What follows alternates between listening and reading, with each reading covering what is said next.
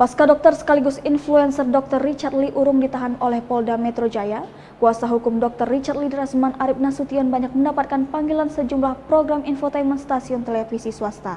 Rasman diajak wawancara secara live oleh sejumlah infotainment untuk menjelaskan kronologi penangkapan kliennya yang diklaimnya secara paksa.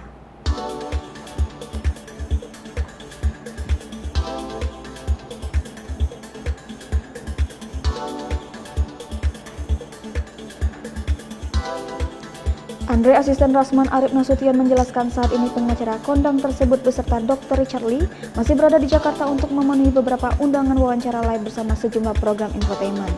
Sejak Jumat 13 Agustus, Rasman Arif Nasution terlihat sudah memenuhi undangan televisi swasta. Sementara itu, Rasman ketika dikonfirmasi mengungkapkan bahwa ia bersama kliennya masih berada di ibu kota Jakarta.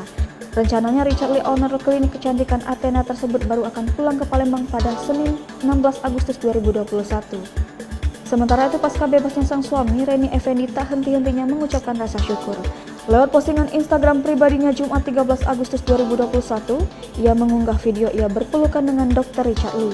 Tak hanya itu, Reni juga mengaku bersyukur banyak mendapatkan dukungan dari masyarakat Indonesia lewat petisi selamatkan tokoh penyelamat kaum wanita di Indonesia. Hingga kini petisi tersebut telah ditandatangani 59.446 tanda tangan.